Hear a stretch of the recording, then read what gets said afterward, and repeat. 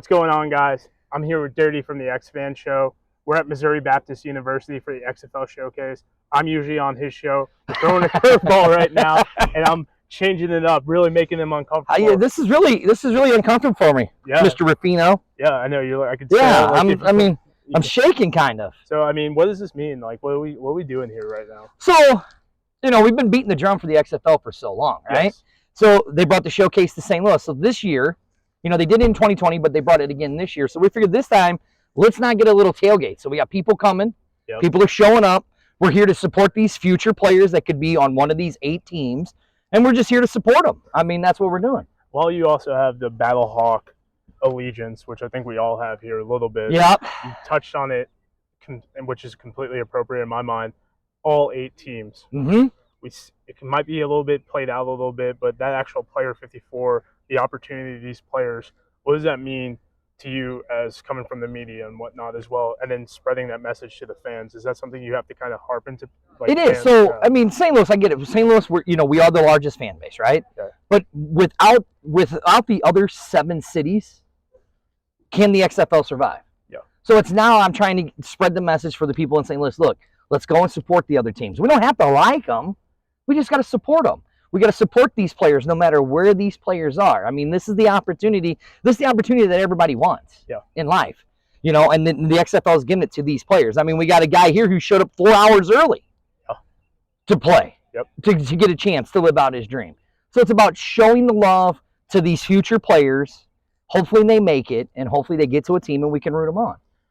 As far as, I think that's something different about the XFL versus the NFL, especially is there's a lot more support for the players. While fans of the NFL have a favorite player, maybe on the Dolphins or whatnot, I feel like with all these alt leagues, everyone is rooting for them to make it because, 1, it's a better product for the league. Yep. But 2, it's also making life better for these people, chasing their dreams. Is that something that kind of resonates, you think, among this fan base? It does. So think about it. We don't have the team. We don't have an NFL team here in St. Louis. No. But we had how many of our players signed to contracts? I think right now we're at 7. 7. Okay, yeah. So now I have 7 players that I'm going to be rooting for on 7 different teams this year in the NFL. Yep. And they all came from the Battlehawks. So I have a personal invested interest in the Steelers because of Akeem Butler. Shepard going to, the Chargers, right? Yeah, the Chargers. So I have a vested interest in these guys now because they're on those teams. So now I got to root for those guys because I want them to succeed. And I think that's what it is in St. Louis, is that we're seeing that our players are starting, the players that are going, we're starting to root for those teams. Even all the other guys that got signed. I'm rooting for all 33 guys that got signed on NFL rosters to succeed and make it in the NFL. So I'm going to be rooting for all of those guys. And I think that's what makes the XFL so special, is that we get that connection with the team. You could be so close to the team. It ain't like in the NFL where the players don't, pedestal. Right, yeah. You've been to games, the players come running right by you. Yep. Even on the away side.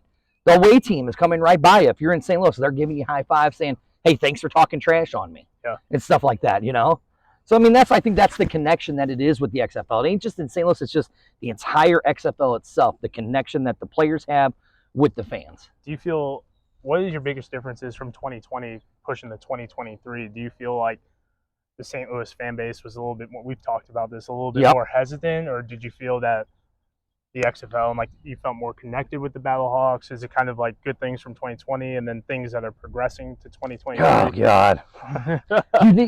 Patrick, I'm trying to stay positive. All right. Now, I think in 2020, with the outreach that he did and everything, and I think when it came to 2023, I knew people were going to show up for the St. Louis. Yeah. I knew it. First game, 38,000, right? I think what it is there were some things that were better in 2020 than there was in 2023, and there were some things better in 2023 that were better in 2020. Yeah. Like me, I loved all the New Jerseys. Yeah. Loved them all. I know everybody's like, oh, the New Jerseys suck, they're terrible. I'm like, seriously? They don't look like they're created on a WWF game. I like the jerseys. I didn't like the helmets. I felt like our helmets were better in 2020. No, no worries, bro. No worries. I love the helmets. What's your name, man? Oh, see? So we're just my interview's getting interrupted. Good job, Patrick. Go ahead. Here, you want an interview? How many times? No, here. I'm going to give him the microphone. You go for it. Here, Patrick, go for it. Take over Dirty's interview. Go ahead, Patrick. Mr. Alexander, if you want to come in and speak a little bit, where are you from, man? Tallahassee, Florida. Okay, so you drove all the way from Tallahassee to come here? Yep. Where'd you play your college ball at? No college ball. I was just always good at it. My dad got cancer my senior year of high school, so stayed home and take care of him instead of going off to college. Okay. Yeah. Wow. That's a story right there. That's a story right there, man. I mean, he actually ended up beating it. Okay. So, yeah, it worked out. So this is just a kind of like making it happen for him type thing? They read over it on Google that you guys had the showcase, and they bought my ticket and was like, go. Just yeah. So after that, I went ahead and hopped in the car and then drove on down. What position do you play? Are you trying out? I'm actually Ironman. I can play just about any position in my weight class. Okay. So yeah, quarterback, free safety. It doesn't matter what it is, really. Now, where can people find you on social media? Learn your story a little bit. Synergy_92 SYNERGY 92. And then on Facebook, my name, Joseph Alexander Williams II. I mean, man, it took a little bit of a curve here, but it was so nice meeting you, dude. Hey, likewise. I appreciate the interview. I've never expected to get an interview just walking out here. I mean, you making it.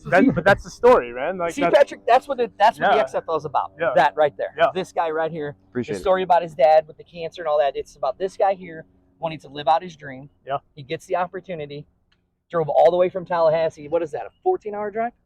Basically. with a couple quick trick stops. Well, it is. But that's what makes the XFL so special compared to the NFL. Yeah.